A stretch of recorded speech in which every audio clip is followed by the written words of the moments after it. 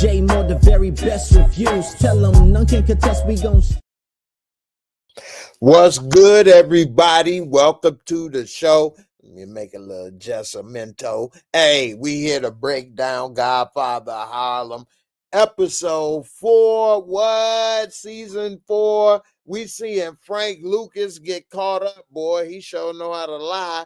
We see also unions can be a good thing, but also a bad thing. And Frank Lucas, I mean, that dude, boy, I don't know how he gonna make it through all this with all them vibes. We here for Stella. Stella's a gangster. She realizing this gangster world ain't that easy.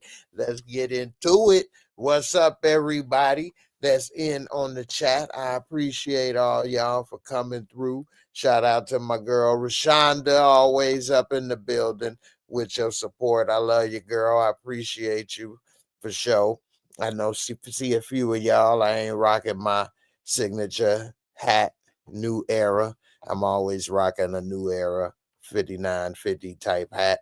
I'm not rocking the hat because I've been hot lately when I was wearing the hat, as well as I'm wearing some of my glasses because I've been having problems reading some of this stuff lately, y'all. So your boy having to wear glasses sometimes when I have to read. These are my reading glasses, you know what I mean? I remember when my mom used to say, go on and give me the reading glasses. And now here I am rocking reading glasses. So at least I can still, well, I don't need them to see where I'm rolling, but so far so good. Damian Kenny, what's good, my brother? Appreciate you for coming through. All the love and support you always got for me in the channel. So let's get into this episode. So the first thing we see in this episode for episode 4, season 4 for the Godfather Harlem is that Bumpy, and see a lot of this storyline, they make me wonder, like, did this even happen, or where is it today? Like, where is it now type thing.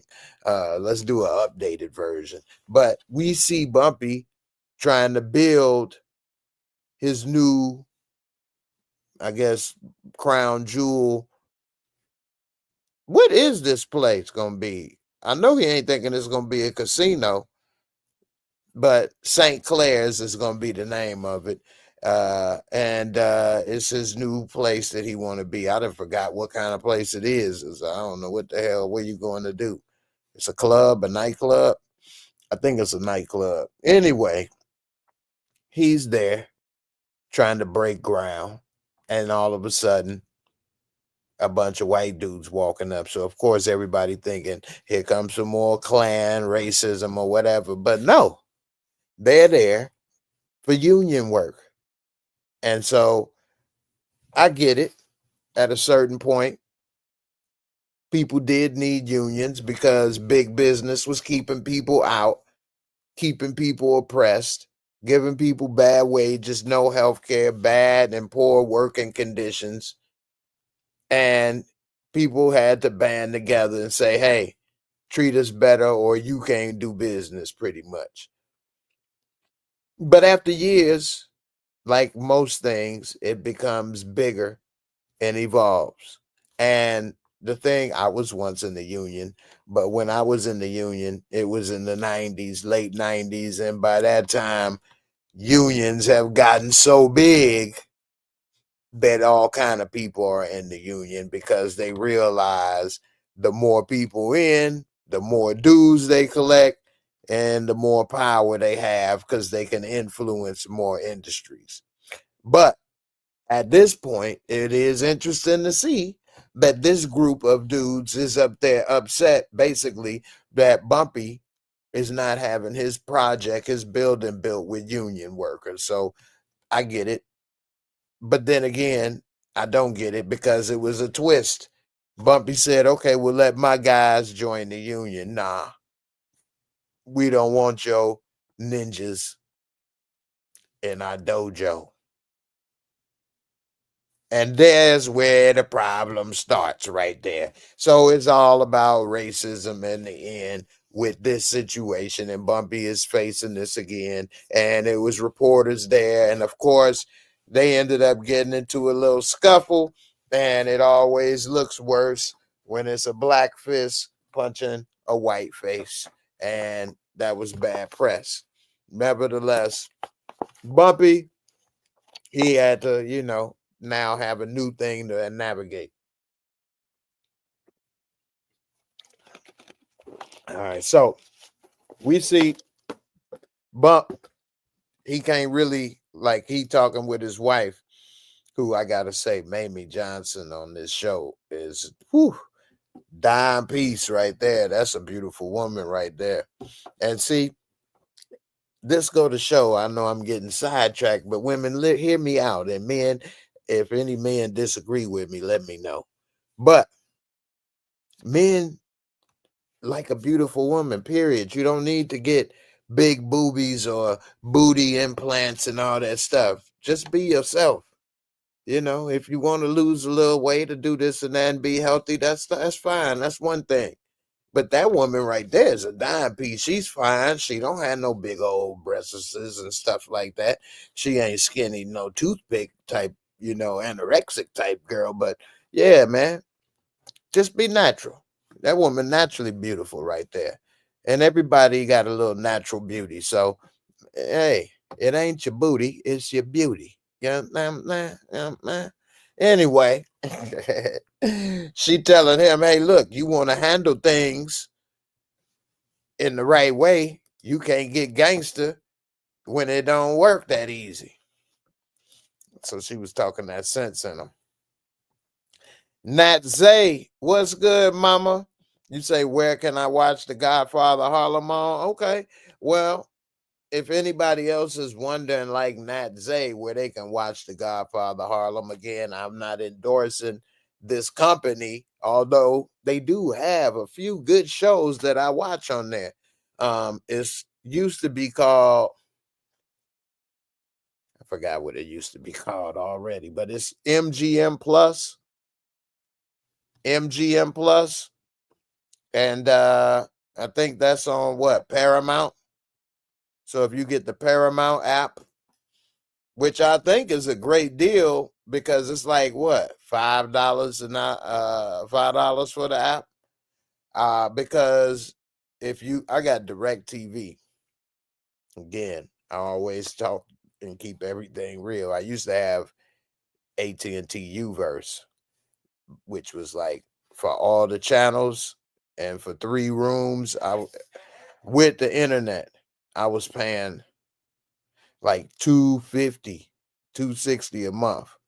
And now with Direct TV, with everything, I pay like 180 a month, 170. So I save like $80 and I got everything. And the good thing is, so say if you get into this stuff on your own, the app, I believe the Paramount Plus app is like $8 or something like that. $10. It's real cheap. And one of the shows that I like on there a lot, and I even do reviews on it, is called From. And that show is really good. It's made by the creators of Lost. I didn't get to see Lost at the time.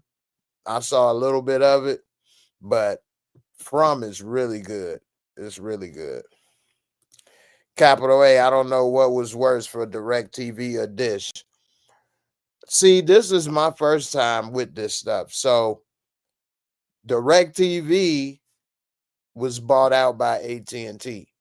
And Direct TV, if you get it now, they give it to you on this little thing that you plug into your TV.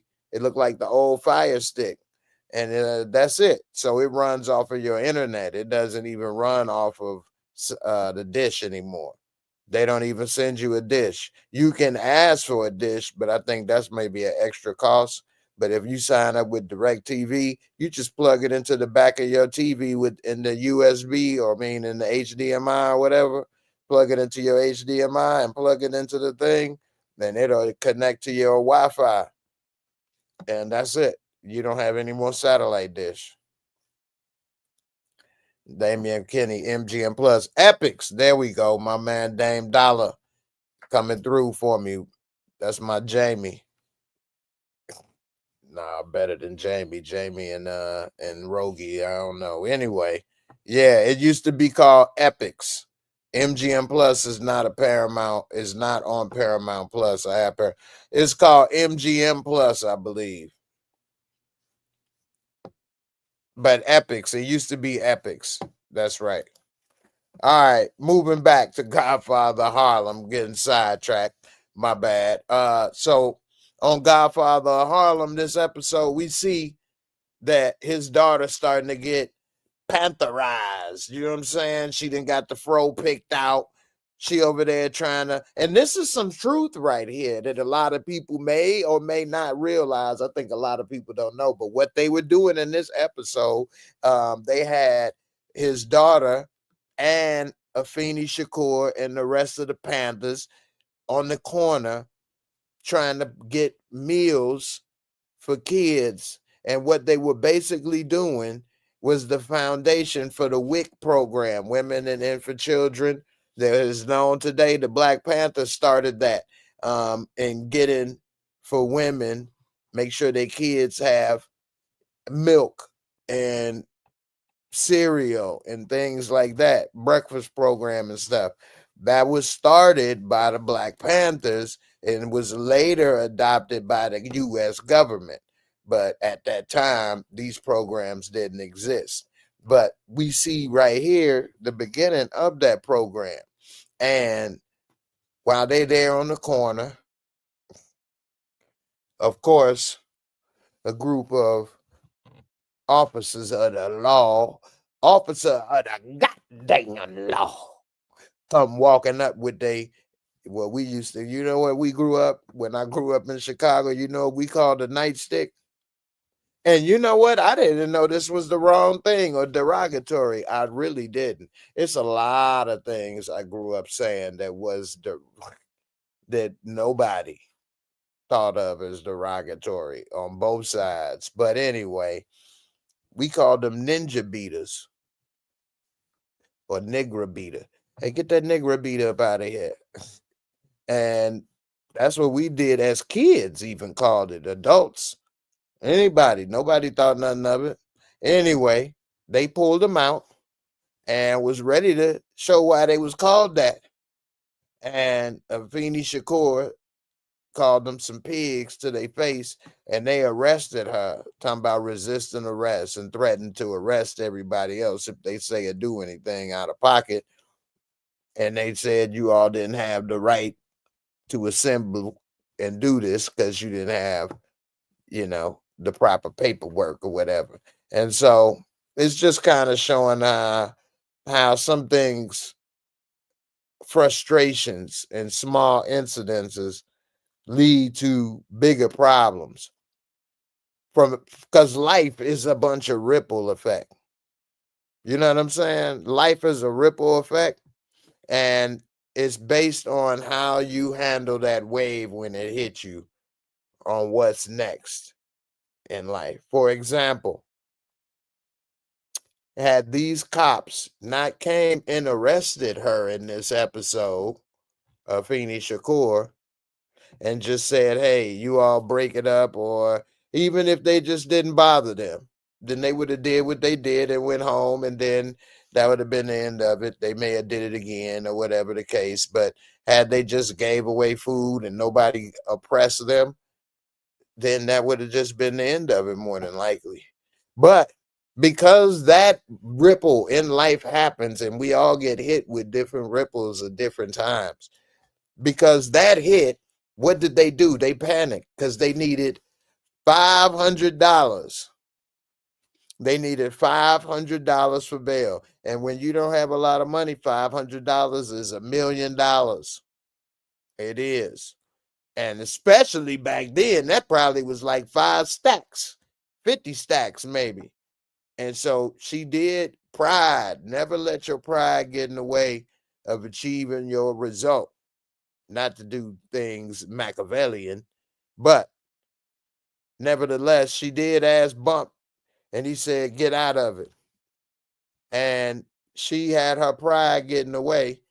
She'd rather not take the money from him and not lie to him, but they chose instead her idea to rob a drug dealer, a drug den, and justify by saying, well, they junkies anyway, but then didn't think it through. How you gonna rob them by saying, hey, stop, give us the stuff?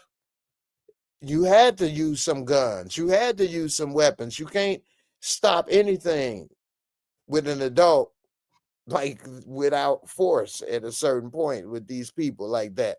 You can't get them to stop doing nothing or using drugs or selling or doing nothing with what? Cuss words.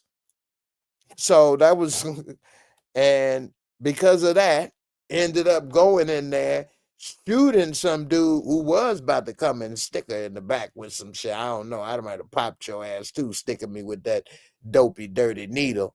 We got baptized in dirty water in this mud. But she blasted his ass with the quickness though. She ain't try to pistol whip him. And the worst part about it all turned out to be her baby daddy. Ooh, daddy, my baby daddy. Ooh, daddy. He's still on the junk. He was still on the junk. Baby daddy's still on the junk. She ain't know it. He about to what? Remember the old time, baby? That's probably what he was doing. He probably had just made one for her. I knew you'd be back, baby. I just had your favorite batch. She whacked him before he can give her her favorite fix. And damn, man. The one thing I think is a certain narrative being pushed in media and things today is kind of dismissive of dads by shooting them or saying they ain't this or that. And then she told her daughter, hey, I heard the man that was your biological father was died. How you feel about that? You got any questions? She like, I get it. She did have a good point. Well, he ain't meant enough to you all this time to bring him up. So no, my daddy Bumpy Johnson, it don't mean nothing to me. And that is a hell of a time to bring it up, ain't it? The first time you bringing it up is you know your daddy? I know we ain't never talked about it and brought it up or mentioned it or said nothing at all, but he did. All right, you want to talk now? It's only gonna be one side of the story to hear, so hey, you ready? I'm like, damn. Anyway, we see Bumpy later meet with the union boss, and he basically told Bumpy to his face the story about his people. And you know what? The first thing I thought of was, why don't Bumpy start his own union? Why they didn't start right then and there the first black union? That would have been the perfect time. I mean, it's almost impossible to do something like that today. You'd have to be a billionaire already to even think about trying to do something like that.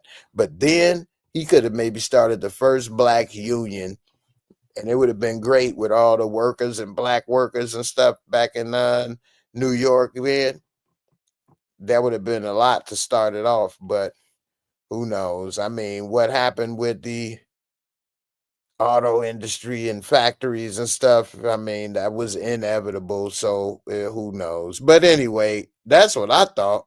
We should have started our own damn union. Anyway, but he ended up talking with dude, realizing, oh yeah, he gonna have to go. Later, we see Frank Lucas. Man, how dumb is he? They made Frank Lucas a big country idiot. Didn't know nothing in New York. He goes to a damn pawn shop, although pawn shops then they really was seedy because you didn't need no ID or information, a name, number, nothing. Somebody hit you over the head and sell it at the pawn shop. They'd have been and melted it down or turned you in or did whatever. We see this fool at a pawn shop selling the ring he just got. At least he in the black pawn shop. Nevertheless, you in the same city on some dude that you know has some type of clout.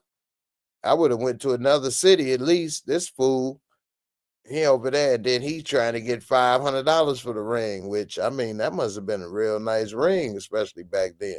But he ended up getting down to 250.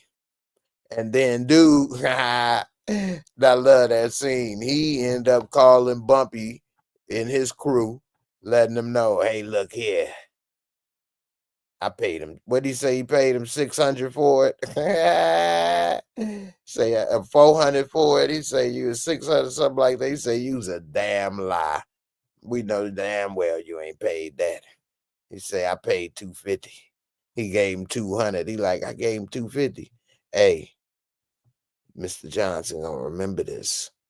Yeah, okay. So hey, that was the end of that. He got shorted $50 just for some remembrance. That's what you get for being a snitch. Nevertheless, what y'all think about Margaret talking with Bump?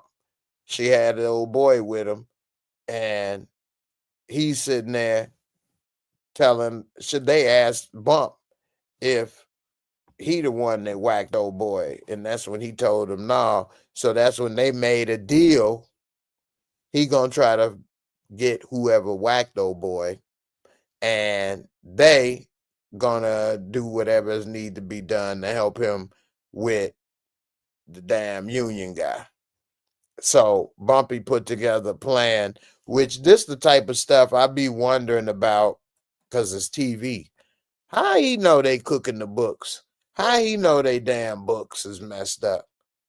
Like, how would he know? Anyway, he know they books is messed up somehow. Again, this is my first reaction seeing it once, but I just think that's some personal, especially back then with no computers and information. But he know they books is cooked, and he sent in a man who happened to be my boy Chance. That was a funny scene when that old couple, that old man speaking that bullshit, talking about some what you doing in this language, what you do in this neighborhood, and that lady, I don't know what the hell you saying. I don't know what the hell you saying. He says, what you doing in this neighborhood? I'm maintenance. I'm the janitor. Anyway, he ended up going to get the books, which, you know, all that stuff, I guess. Well, he's good at picking locks and things, and back then things was, I don't know, maybe not as complex as today, some stuff, but nevertheless, he come back with the books, and Bumpy then meet with Columbo and give him the books like, hey, there's 2 sets of numbers, here's 2 sets of books. This may get out. If this get out to the wrong people, you in trouble. And so he pretty much implied, hey, I saved your ass. Your boy's slipping. He probably did it. My people stopped it. Why don't you get rid of him? Pretty much for me. And put in another person. That'd be basically 2 birds with 1 stone. But at first, Columbo ain't believe it, which would make sense. Because he even said, hey, dude, how you get this? And that, I mean, duh, and Bump ain't, don't worry about how I get it. Don't worry about it. This right here, he's cooking the books. So he ended up talking to dude, which makes sense. But if I was dude, ain't no way in the world I'm about to meet him in no damn, what the hell, look like a graveyard. They in the middle of nowhere, some damn junkyard, and it's in the middle of the night. And so they supposed to meet, have a talk. And of course, he got 2 guns to the back of his head before he know it, explaining why he ain't the one that's gonna snitch or do him in. He ain't the one cooking the books. He ain't the one doing none of that. And hey, don't ever worry about me snitching or nothing, because if it ever come down to it, I'll take the time. I'll just take the time. I'll just do the rap. Which that's a stand-up guy right there. If I was the dudes that was there as hitmen, and I'm hearing him say he'll take the time, he ain't do this, he ain't do that, and then they blast him. Well, Columbo, he tell them he wave off the two goons, only for himself to blast dude point blank range. Had his ass looking like some Satsong Goyo amp in this mug. Bow. Straight up. He looking like a peephole.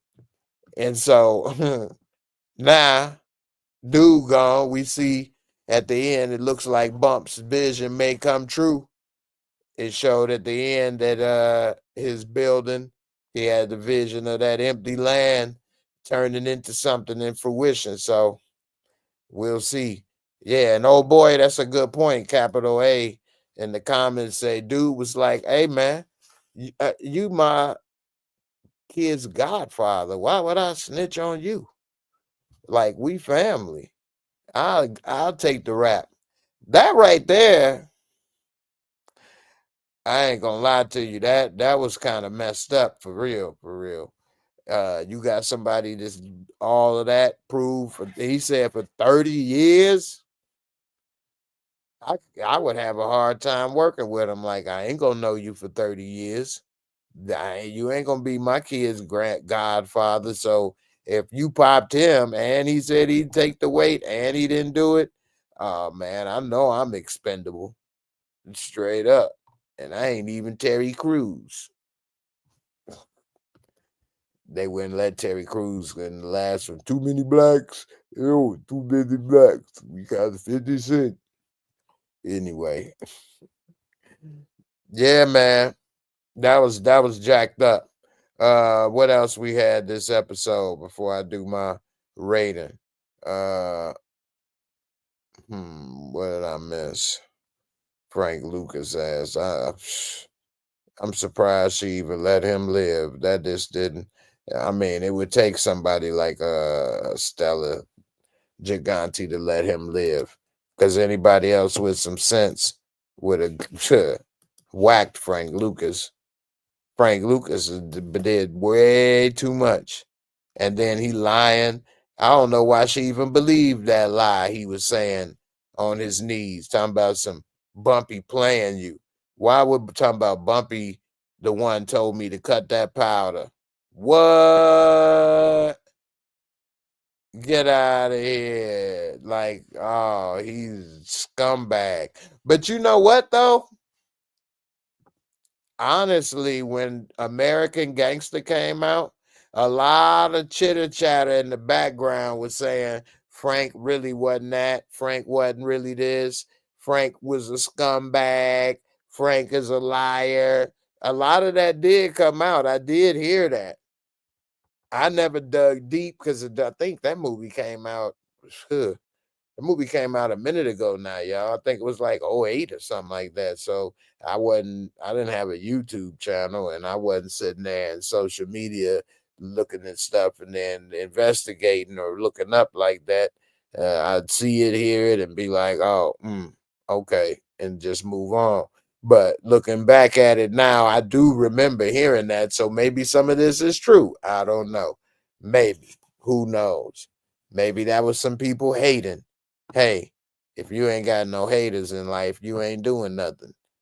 Straight up. You know? So you gotta have something. I'm gonna put the link in if anybody want to talk about this episode before I get out of here. And I gotta watch The Last of Us as well as The Righteous Gemstones. And The Rehearsal. HBO be nailing it on Sunday. I ain't gonna lie to y'all, boy. HBO Sunday nights has been undefeated for about 20 years. You're going back to Sopranos, The Wire, the Game of Thrones, all that. HBO, a bad mama, shut your mouth. Anyway, I'm gonna go ahead and give my rating for this episode, and then after that, If anybody want to talk, we get into that, and then I'm up out of here. So let's do the Moorescore rating.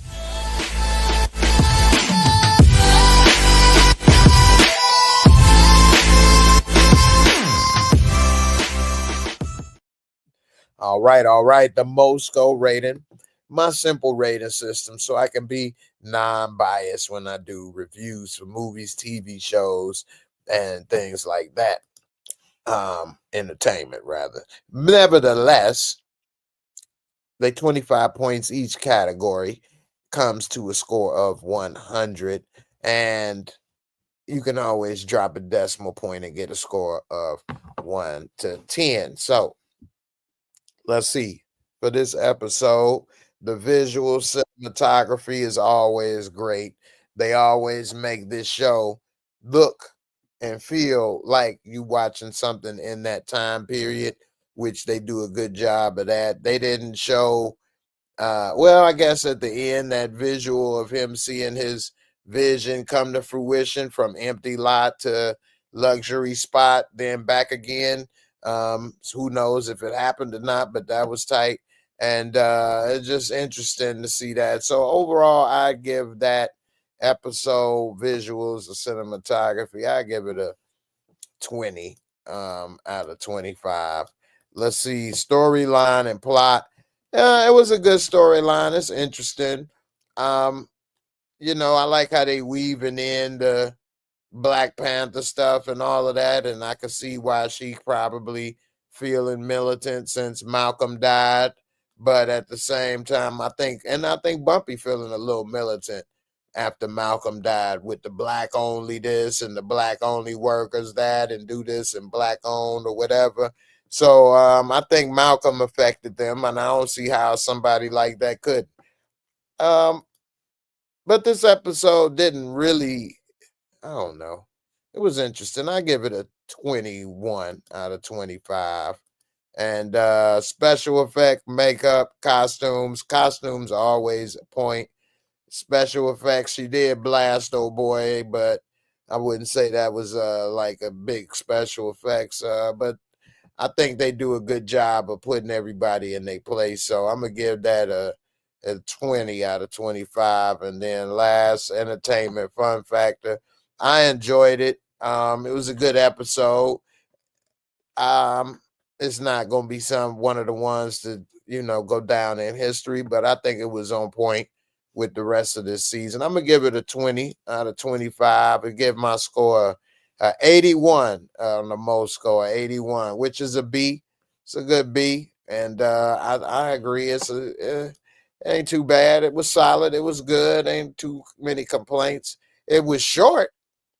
This episode was short, so but I gave it an 81. I always give a .5 margin of discretion. I got my girl encouraging warrior. What's good, mama? How you doing? Hey, my brother, how you doing? All right, all right. You see, I got my glasses on today. Yeah, I see you looking real sophisticated today. Yeah, I'm Malcolm X mode. you got your Malcolm X. Yeah. So, what you think about this Godfather Harlem episode? Well, if I had to give like one critique, I'm Mhm. just wondering why like every I guess like every season or whatever, like they gotta have Bumpy's daughter hooking up with some random guy. Like she has to have like some type of attachment to somebody else. You get what I'm saying? Like, why Yeah. can't she just I'm do glad her you own brought that. thing and try to build a relationship with her daughter? That's what she need to be doing. Yeah, that's true. I'm glad you brought that up about the guy. I almost forgot. That's Joffrey from Fresh Prince. I meant to bring that up earlier, but yeah, that dude was in the Fresh Prince reboot, the remake, and he was playing I was trying to figure out who that was, but I really couldn't picture it. Yeah, I was like, who is this dude with this dark voice talking crazy? But yeah, that's old chocolate moose over there, Joffrey Jr. But but yeah, Okay. you got a good point. I guess she's kind of connecting with the daughter this season. But at the same time, yeah, after the dude she like ended up in jail, Malcolm dead, she should probably slow down. Then she was just Exactly. yeah. But then again, you got to think that women back then probably didn't feel right without a man around. You know, that was their name. Okay, well, if that's the case, then how come she's sitting over here idolizing Miss Afeni Shakur? Like she look at to her like she like the next thing since sliced bread, you know. And I understand, you know, she's a very militant, strong woman, and she's everything that I guess she's lacking right now. So I guess she's like attaching herself to her. But at the same time, like you need to find your own path. You need to find like do your own thing. Like I mean, like Bumpy said, like look, I'll give you the money to get her out of jail, but you're gonna have to give up the jacket. And what Yeah, did she say? right, So whatever comes after that jacket, whether you get locked up, beat up, whatever the case, look, that's on you. right, right. And that was her idea to go and rob the drug dealer spot.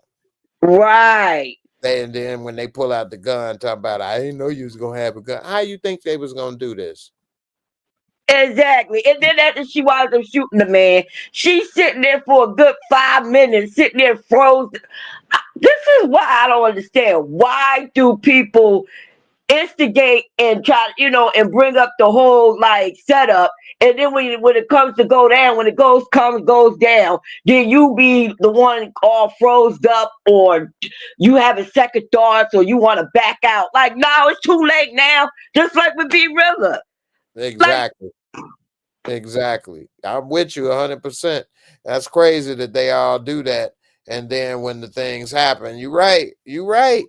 I'm with you when you're right, man. And then she the one out of everybody talking about gun. I didn't know this. And then you the yeah, one what that you did think it. we were gonna go up in there with slingshots? Right. But of all of the people that's complaining, you the one that did. You the one that shot somebody. Exactly. And this is what I'm saying. Like the man, like I thought it wasn't nobody in the apartment. And Mm, then all of a sudden somebody random just popped out of nowhere. And I guess he had like some kind of knife or something in his hand. And mm, she got startled and just shot the man. mm. Hey, Antoine Herron. Shout out to Antoine Herron with the correction. I said, oh boy, was on Fresh Prince. He was on Power with Noma. That's who it was. I call it Oh Chocolate Mousse. yeah. Thanks, Antoine. Yeah. 'Cause I Yeah. was like, that man's a little bit too skinny to be what's the name on Bel Air, because Jeffrey had a little built to him. I'm trying to think, remember what the hell he looked like now. But yeah, I meant to say Power, but I guess I was getting them both confused. But yeah, I knew he was the Chocolate Mousse though. If you knew that much. Hey, 'cause he had that English accent. Um, Exactly. Yeah, that's what threw they me both off. had it. Both of them had it, so it was throwing me off in the quickness instantly. But yeah, yeah, man, dude was with Noma.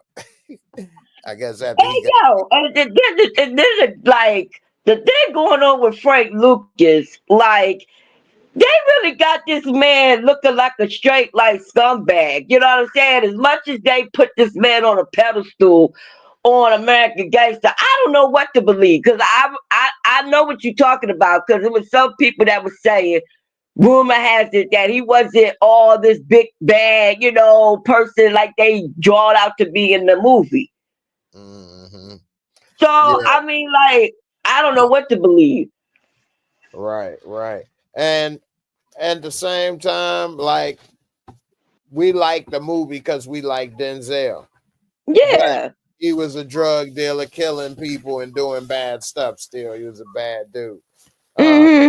now Capital A, I kind of agree with you. It kind of made it make a little more sense. And what Capital A is saying is, no lie, Jay. I did like how Frank spun that lie and got himself out of that situation. Also, I really didn't think Bumpy was going to hand him over like that. I didn't think Bumpy was gonna hand him over. I did at first, and then when he talked to him, I thought maybe not, and he give him somebody else. But then, how you gonna give somebody else to die for something that they didn't do? So that made sense. But then I do like how Frank said that, but it does make him look like a scumbag. Now, if he a scumbag and a dirty piece of crap, then that's what he is. But But it, when he was talking to Bumpy, he asked Bumpy, he was like, "Look, man, I ain't never gotta be around here no more. Just take me to the bus station. You ain't ever gotta see me no more." Da da da da da. He could have did that, but no. You want to go ahead and turn him over to the Italians, so like Bumpy like needed you in that debt to info. them or whatever. Yeah. I mean, he did say a good thing about, that's like turning me over to be lynched. But you the one did it though. Who told you to Yeah, do that that is shit? like yeah, he did do it though. He did kill them people and he did take that man's brain. Like damn, wasn't it bad enough you already killed them, you robbed them, then you want to take the man's brain? That was the stupidest thing that he did was take the man's brain. Cause that's how he got identified. Mm-hmm. Like some people just be doing too much. Like and then when they wind up getting caught up, then they be like, oh, how did I get caught up?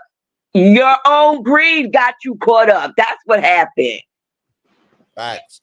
And this fool, like I was saying earlier, he over here taking a damn ring or whatever in the same city he didn't rob the dude from. Exactly. And it was like no common looking ring. This was like a special looking type of ring that only somebody of his caliber will be wearing. Exactly. Plus, you in the wrong town for that. Of course, the people that live there, first place they gonna go is the local pawn shops. Yeah, because the man damn short ratted him out and then trying to get some more money out of him and wind him getting short of his damn going south. Right. For real. All right. So anyway, before we get up out of here, what's been up with you? What you been what other shows you been watching? Well, to be honest, I've been like looking at that one show called Reacher that's on Prime. Mm. I know it's with Jack Reacher with before, but I don't know about the show Reacher. I know they've been advertising that Reacher a lot. I didn't see it though. You like it? Yeah, it's all right for what it is. And now they sitting over here advertising this new Walking Dead City. Yeah, I seen that too. I haven't seen the show, but I've seen the advertise.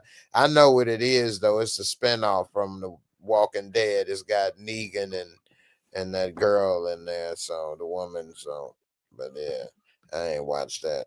I'm like, damn, how many times you gonna keep spinning off a show like that? Them zombie shows keep going, just like the zombies they are. They talking about. Teflon Twan. He said that the young Frank Lucas Bumpy is gonna teach Frank the game.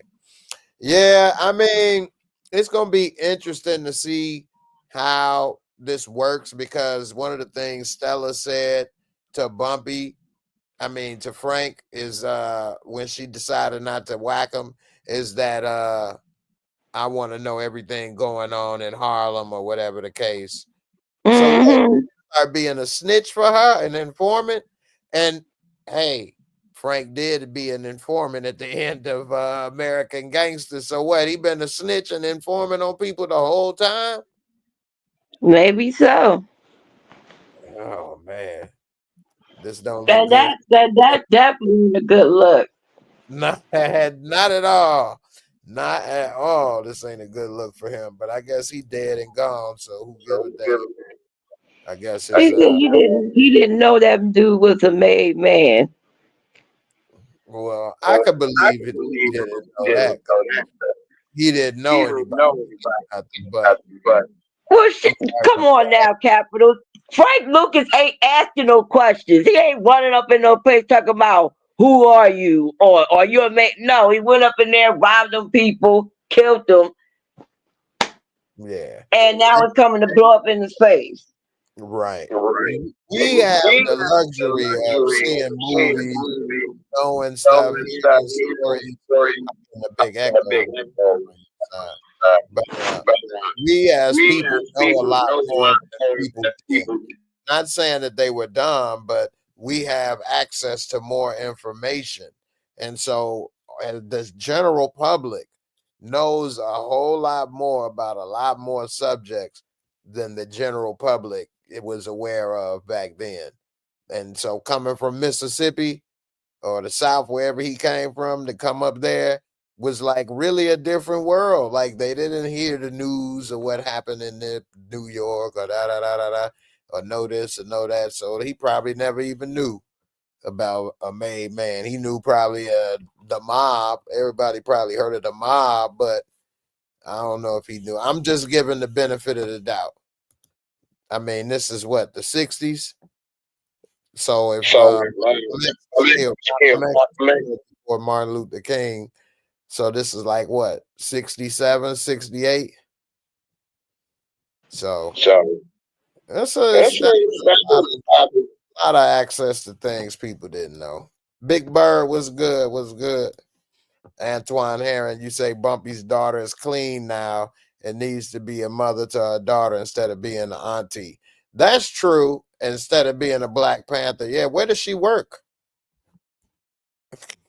I don't know. that remains to be seen. Yeah. And Guess you living in it's really Bumpy big penthouse, you and ain't gotta I'm sure worry ain't got to worry about. about Yeah, but Auntie. she's sitting there asking them for money though. Yeah, I know. Yeah, It's mom, that's mom, my mama, auntie. my. Antoine Harris say the young black chick laying up with Frank Lucas is also the young black chick who was sweet on jukebox in her singing group. Oh, wait a minute. The young black chick laying up with Frank Lucas. I ain't see Frank. Oh, yeah, yeah, yeah. Oh, she was the one that was sweet on juke in the singing group. I remember the singing group. Let me see. Yeah, that is her, ain't it? That is her. And it just so happens that right when you say that, the pictures are starting to load up. This is the lady that you're talking about. And yeah, that is interesting. That is her because it just seems a lot of our people be on the same shows, or maybe we just happen to be watching them. But yeah, she and Frank, I think she probably end up getting in trouble though, because Frank, he ain't living right, and he gonna end up probably bringing unwanted heat that way. Or he gonna dump her because we already know what was that Miss Puerto Rico. Once Miss Puerto Rico came his way, that's all he saw. He said, "I'm out the adios, adios." All right, y'all. I'm about to wrap it up, man. I hope y'all had a good, enjoyable little review, man. I appreciate everybody coming through to support. Y'all don't forget to hit that like, subscribe. I mean, I really appreciate it. And I'll see y'all on the next one, man. Deuces.